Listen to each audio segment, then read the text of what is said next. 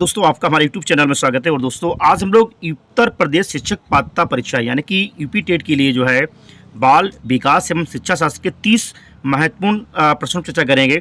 और दोस्तों ये प्रश्न जो है विगत वर्षों की परीक्षा हैं। तो दोस्तों अगर आप हमारे चैनल पर पहली बार आए तो प्लीज़ आप उसको सब्सक्राइब कर लीजिए, जिससे हमारे आगे की वीडियो आपको मिलते रहें। तो देखते हैं दोस्तों पहला प्रश्न दोस्तों है, मनोविश्लेषणात्मक प्रणाली के जन्मदाता कौन हैं? दोस्तों मनोविश्लेषणात्मक प्रणाली के जन्मदाता सिगमंड फ्रायड को माना जाता है। और सिगमंड फ्रायड ने मानव मस्तिष्क के 3 भाग चेतन, अचेतन और अचेतन बताया है। और सिगमंड फ्रायड के अनुसार मनोविश्लेषणात्मक प्रणाली के 3 उपयोग हैं। पहला, यह मस्तिष्क की परीक्षा की विधि प्रदान करता है। सेकंड, यह मानव व्यवहार से संबंधित सिद्धांतों का क्रमबद्ध समूह प्रदान करता है। और थर्ड, यह मनोवैज्ञानिक या भावनात्मक रोगों की चिकित्सा के लिए उपाय हो जाता है।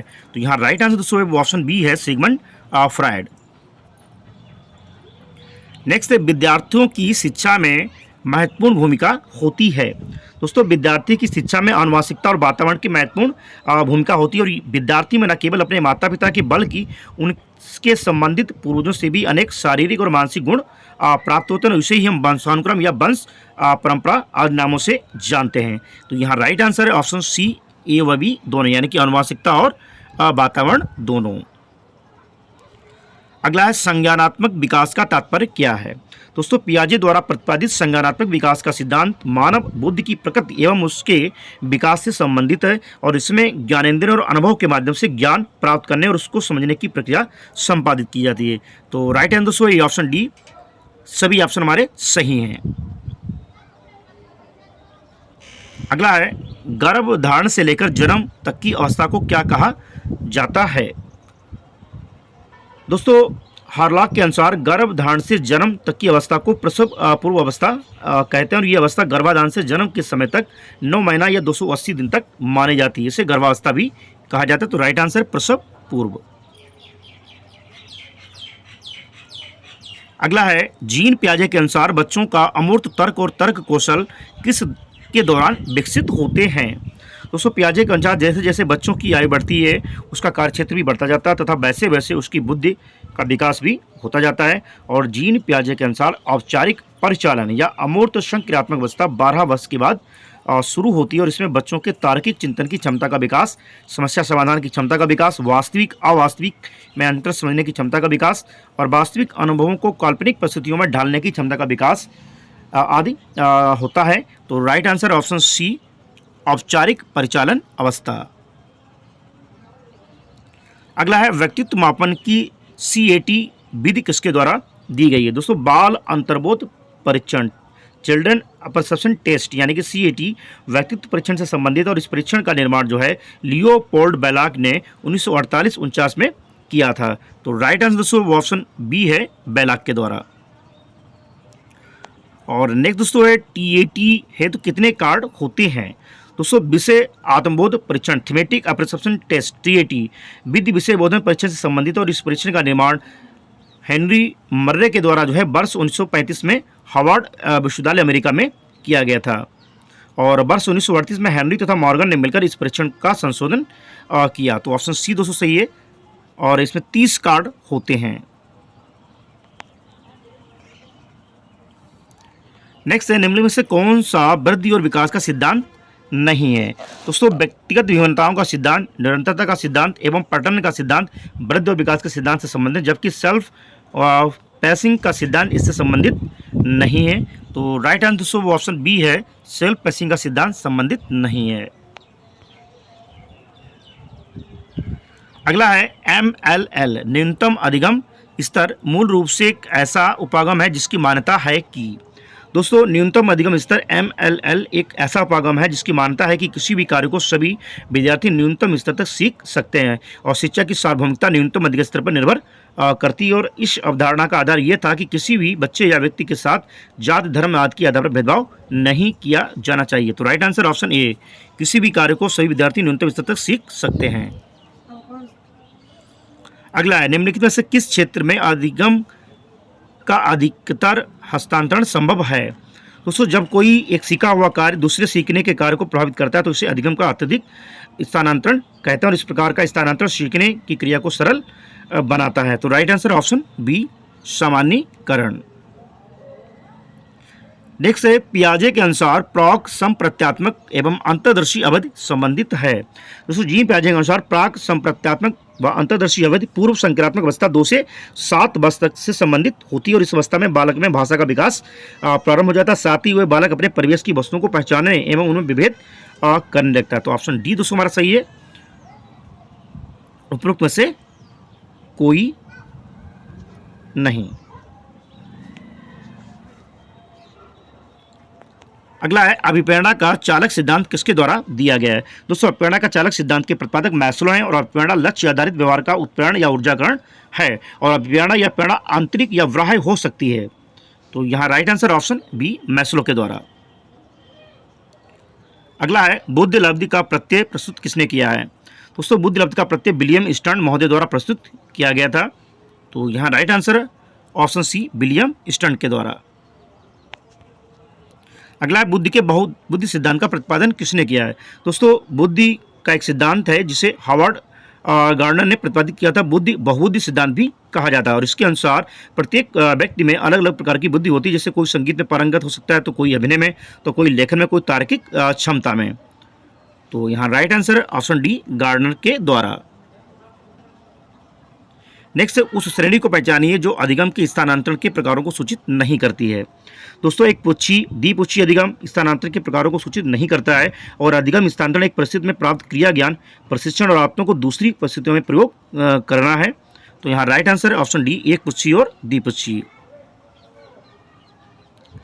अगला है यदि किसी बच्चे की मानसिक आयु 5 वर्ष है और कालानुक्रमिक आयु 4 वर्ष है तो उस बच्चे की जो है बुद्धि लब्धि कितनी होगी। दोस्तों बुद्धि लब्धि ज्ञात करने का सूत्र दोस्तों है MA/CA × 100, यानी कि मानसिक आयु बटे वास्तविक आयु गुणे 100। तो दोस्तों इस हिसाब से अगर देखा जाए तो MA मानसिक आयु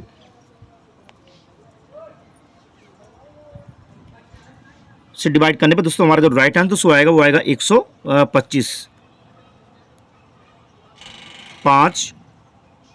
5/4 गुणे 100, तो 4 से हम डिवाइड कर देंगे दोस्तों 25, तो 25 पंजे 125 हमारा आ जाएगा।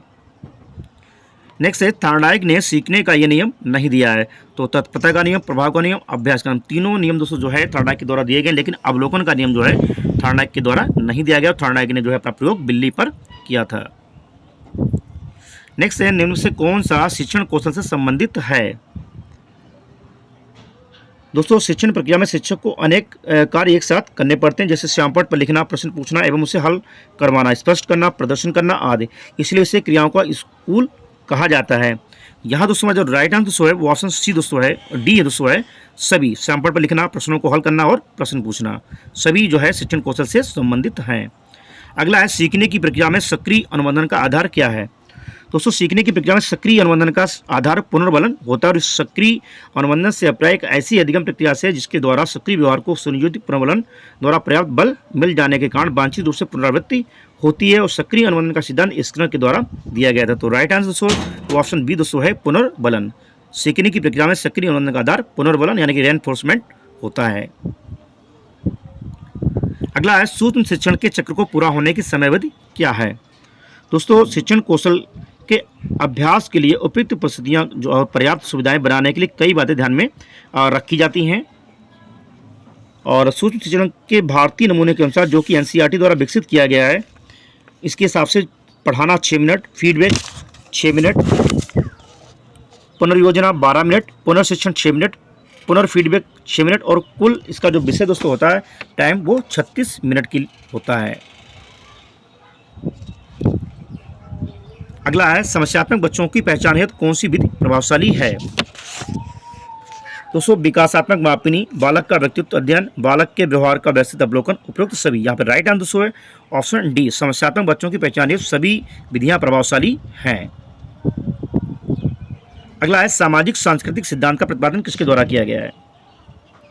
दोस्तों लीव सिमरोविच वाइगोस्की का सामाजिक दृष्टिकोण संज्ञानात्मक विकास का एक प्रगतिशील विश्लेषण प्रस्तुत करता है और रूसी मनोवैज्ञानिक वाइगोस्की ने बालक के संज्ञानात्मक विकास एवं समाज एवं उसके सांस्कृतिक संबंधों के बीच संवाद को एक महत्वपूर्ण आयाम घोषित किया और पियाजे की तरह जो है वाइगोस्की भी ये मानते थे कि बच्चे ज्ञान का निर्माण करते हैं, किंतु इनके अनुसार संज्ञानात्मक विकास एकाकी नहीं हो सकता है। ये भाषा विकास, सामाजिक विकास और यहाँ तक कि जो शारीरिक विकास के साथ साथ सामाजिक संदर्भ भी होता है। तो राइट आंसर है वाइगोस्की। अगला, समावेशी शिक्षा में किस प्रकार के छात्र सम्मिलित होते हैं। दोस्तों, समावेशी शिक्षा ऐसी प्रक्रिया है जिसके द्वारा किसी भी भेदभाव व अंतर के समाज के प्रत्येक वर्ग को शिक्षा प्रदान की जाती है, ताकि समाज के सभी बालकों को एक स्तर पर लाया जा सके, और इसमें सामान्य और विशिष्ट सभी प्रकार के छात्रों को शामिल किया जाता है। तो राइट आंसर ऑप्शन बी, सामान्य और विशिष्ट छात्र। अगला, समावेशीकरण की सफलता के लिए आवश्यक क्या है। दोस्तों, शिक्षा का समावेशीकरण ये बताता है कि विशेष शैक्षणिक आवश्यकताओं की पूर्ति के लिए एक सामान्य छात्र और एक दिव्यांग छात्र को समान शिक्षा प्राप्ति के अवसर मिलने चाहिए, और इसकी सफलता के लिए क्षमता निर्माण और अभिभावकों की भागीदारी और अभिप्रेरणा जरूरी होती है। तो राइट आंसर दोस्तों है ऑप्शन डी, सभी ऑप्शन। अगला, मानसिक मंदता का तात्पर्य क्या है। दोस्तों, बौद्धिक अशक्तता एवं सामान्यकृत मानसिक रोग है जिसमें व्यक्ति की संज्ञानात्मक शक्ति काफ़ी हद तक कम हो जाती है और दो या अधिक समायोजनात्मक व्यवहारों में कमी देखी जा सकती है। साथ ही औसत से कम मानसिक योग्यता देखने को मिलती है, और इसे जो है मानसिक मंदता कहते हैं। तो ऑप्शन बी दोस्तों है औसत से कम मानसिक योग्यता। अगला, एक अध्यापक के लिए अनिवार्य है कि उसे अधिगम के सिद्धांतों की भली बात ज्ञान हो, क्योंकि दोस्तों एक आदर्श शिक्षक में निम्नलिखित गुण होने चाहिए, जैसे वह प्रभावशाली वक्ता हो, उसमें आत्मविश्वास की भावना हो और वह सदा बच्चों को प्रेरित करने की क्षमता वाला होना चाहिए। इन समस्त लक्षणों से अध्यापक को अध्येताओं की अभिव्यक्तियों तथा अभिरुचियों को समझने में सहायता मिलती है। तो राइट आंसर ऑप्शन बी दोस्तों। अगला है, शैक्षणिक सामग्री का चयन किसे करना चाहिए। तो यहां दोस्तों राइट आंसर है ऑप्शन डी, विशेषज्ञों की एक समिति को। नेक्स्ट है, विद्यालय जीवन स्कूलों का मुख्य उद्देश्य क्या होना चाहिए। दोस्तों, शिक्षा का उद्देश्य राष्ट्रीय परिचर्या की रूपरेखा 2005 के अनुसार शिक्षा के व्यापक लक्ष्य हैं बच्चों के भीतर विचार और कर्म की स्वतंत्रता विकसित करना, दूसरों के कल्याण और उनकी भावनाओं के प्रति संवेदनशीलता पैदा करना। इसके अतिरिक्त विद्यालय शिक्षण जीवन के माध्यम से बच्चों को एक अनुशासन प्रिय जीवन का विकास करना भी शिक्षण का उद्देश्य है। तो राइट आंसर ऑप्शन सी, बालकों का अनुशासित जीवन होना चाहिए। अगला है, सम्मिलित शिक्षा की सफलता निर्भर है। दोस्तों, प्रत्येक वर्ग के प्रकार के बच्चों को एक साथ कक्षा में एक विद्यालय में शिक्षा देना ही समावेशी शिक्षा, और इस प्रकार की शिक्षा अध्यापकों में अभिवृत्त्यात्मक परिवर्तन पर निर्भर करती है, क्योंकि अंततः अध्यापक ही कक्षा का मूल नियंता होता है। उसी के माध्यम से समावेशी शिक्षा का विस्तार और परिवर्तन किया जाता है। तो राइट आंसर दोस्तों ऑप्शन डी दोस्तों है, अध्यापकों में अभिवृत्त्यात्मक परिवर्तन पर। और लास्ट क्वेश्चन दोस्तों है, बालिकाओं की शिक्षा को प्राथमिकता दी जानी चाहिए क्योंकि। दोस्तों, बालिकाओं की शिक्षा को प्राथमिकता दी जानी चाहिए क्योंकि लड़कियां सामाजिक परिवर्तन का नेतृत्व करने में सक्षम होती हैं। समाज में सहयोग, समायोजन, संघर्ष या प्रतियोगिता की क्रियाएं चलती रहती होती हैं, जिससे सामाजिक परिवर्तन विभिन्न रूपों में प्रकट होता है। सामाजिक परिवर्तन को संभव बनाने में शिक्षा महत्वपूर्ण भूमिका निभाती है, और शिक्षा एक और व्यक्ति और समाज की आवश्यकताओं की पूर्ति में योगदान देती है, साथ ही विचारों का प्रचार प्रसार भी करती है जो वांछनीय सामाजिक परिवर्तन के हित में होते हैं। ऐसी परिस्थितियों में लड़कियां सामाजिक परिवर्तन करने में तथा उसका नेतृत्व करने में महत्वपूर्ण भूमिका निभाती हैं। तो राइट आंसर ऑप्शन बी, लड़कियां संख्या में लड़कों से कम हैं।